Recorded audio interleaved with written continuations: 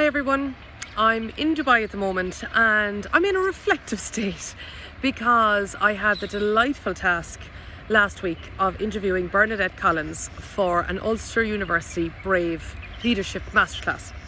So Brave is an acronym that relates to the leadership strategy within Ulster University, and over the next couple of months I'm going to be interviewing people according to each of one of the letters. So the letter last week was A for authentic, and as I mentioned, I had the opportunity to interview Bernadette Collins, who previously was the head of strategy at Aston Martin and is just the most intriguing person to interview, but also she provided a very different perspective on leadership than we might typically be meeting. And that was because she started off by talking about she often has to make and had to make decisions lap by lap. So I asked her, I said, how long would a lap take? And she said, it could be seconds or it could be just over a minute. So the underlying theme right throughout the conversation focused on making decisions in a very quick period of time. So I'm going to share a couple of things that she mentioned that I really took away and that have left me in this reflective state. Number one is that you rule yourself out, first of all, by not putting yourself forward. I think that's self-explanatory. If you don't ask, the answer is always no.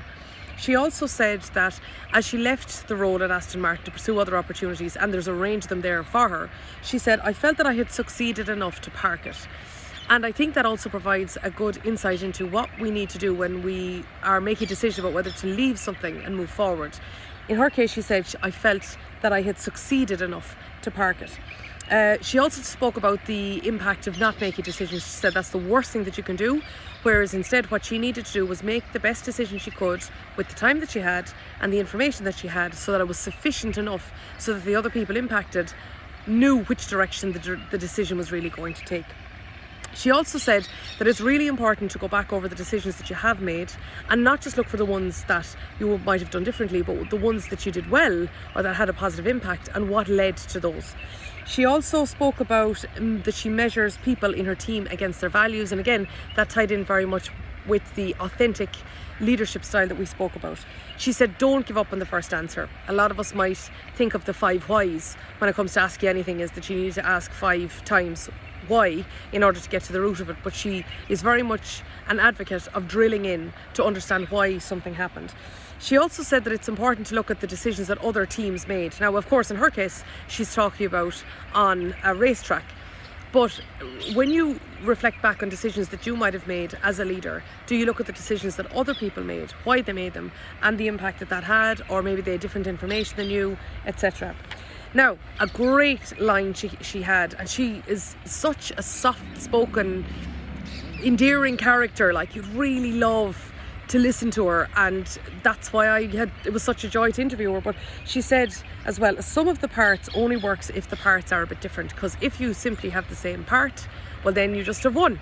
And of course that's a nod to diversity, but it's also about levering people's strengths from their different perspectives.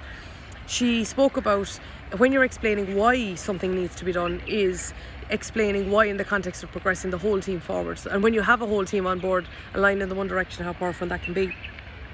Now, another thing she spoke about was conflict, because I did ask about that, and I think that's one of the times that we find it difficult to be possibly our most authentic selves, and then on the other hand, conflict is a time when we have no choice but to be our most authentic selves. It's just because emotional biases can drive us. So I did ask her about that, and she said, well, it's important to understand the reasons behind why a conflict is arising, and in particular there again, she said that the not giving up on the first answer is a help to that. But then she said what's really important from the point of view of empathy is to understand how somebody else arrives at a certain conclusion. So is it that they have maybe had a different piece of historical learning that has brought them to this particular perspective? So I was thinking about that, and I said, I started a business in 2010, so I'm somebody that has been through starting a business in the teeth of a recession. I have been through international development. I'm here at the moment in Dubai because we're working on a finance retreat between a company here in Dubai as well as VectorVest, and I know what it's like to start from scratch in an international environment, and my experience and how we might make that happen is a particular set of circumstances that I might have that somebody else might not. And understanding the historical reasons, or understanding why people might do something that leads them to a certain reaction or so on like that, can actually really be what one needs when it comes to empathy. And then she also said about making the focus on the success for the team, or the success for the race, or the success of the outcome as opposed to my way or your way. She also then said that she listens back to herself, and she listens back to how she would have reacted on the pit wall, whether did she use her authority correctly, was she too sharp, was she responsive enough, etc.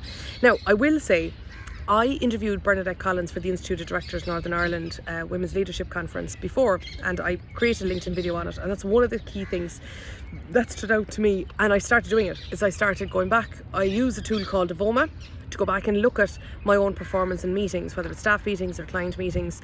Also, I run a show on YouTube, and I go back and I listen to how I deliver that. I listen back to these as well, and I look at how I'm delivering a message, and that is powerful. She was my inspiration and motivation to do that. When you go back and you look at how you were performing in a certain environment with the information you had or the time constraint you had, etc., and you go back and you look at it in the cold light of day, but also knowing what you were thinking at the time and looking then at the other person's reaction, etc., there's genuinely great value in that. I have found that to be very, very helpful, but it is, and it feels uncomfortable. Just saying, it does feel uncomfortable, but Bernadette Collins was certainly my inspiration for doing that, and I found that to be very helpful. She also said it's always easy to know what you should have done when you're looking back, but bear in mind lots of decisions are made with the information you have, with the emotional state that you had at the time, and with the time constraint.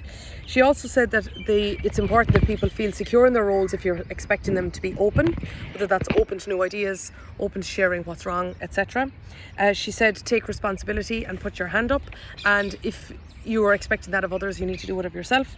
She also said, and this is another thing that just really got me thinking, she said, it's important to show trust by taking others' work, and you can always go back over it. Now, a number of times she spoke about what's the worst that can happen. And I think we often use that question in big decisions, like what's the worst that can happen, and if it's, look, I can always, if nothing happens, well then at least we learned or whatever. But actually she's talking about it in the context of smaller decisions, particularly in the context of delegation, is that what's the worst that would happen if I sent that person into that meeting, or if we were to take their idea and run with it for an Instagram campaign, or is actually showing trust by, and her exact words were, you can always go back and review it later. Now, whether review it or change it or implement it later, but it's that sense of those first discussions of trust. She said the mark of, in her opinion, a true leader is if she wasn't there, the team would succeed. Is that not being that leader where you are the be all and end all, because what happens if something happens to you? There needs to be continuity.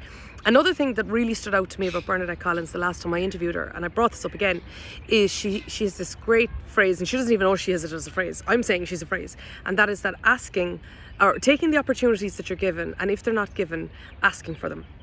So I brought this up in the interview, and I said, well, like, what do you do if you don't have the confidence or the courage to do that?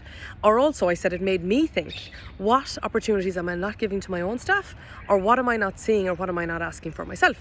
So she said, well, the way in which to talk about that is, if you're turned down for something, then ask, well, how do I fulfill this requirement going forward? And that bounces the ball back over the net. It's a great question. Also then she said that it's important, she was giving an example then of when she's making decisions on the pit wall, and on the other hand the driver is seeing a difference from their point of view. She was particularly talking about weather, and you'd have to go and look at the interview to get the full context. But she said after a time when maybe the driver has a different opinion to her, or there's, whether it's conflict or a different decision made or whatever, she said that made me think, how do I see more through the lens of the driver? How do I see what they see? Again, it's back to having that empathy, and there's a range of ways of doing it, but by actually being hungry enough or being interested enough to know what the other person sees, that's a very good starting point. She also said that, you know, the impact of making emotional decisions, again from the point of view of an authentic leader, is to make sure that, she said, and remember that this is what differentiates you from AI at the end of the day. And the final thing she said is that she gave this, well, it's not an analogy, it was real in her case. She said, if somebody has made a bad pit stop, okay, so if the decision was made in a wrong way, or something had happened that wasn't right in a pit stop, she said that can influence their decision making as they go forward. And she said, I had to be very careful to ask myself and others what decisions or what overhang was being brought into a new decision based on something that had gone wrong the last time, and it's important to literally park that too. So thank you so much, Bernadette Collins. You were absolutely brilliant as an interviewee, and I'm really looking forward to the remainder of this Leadership Masterclass series at Ulster University.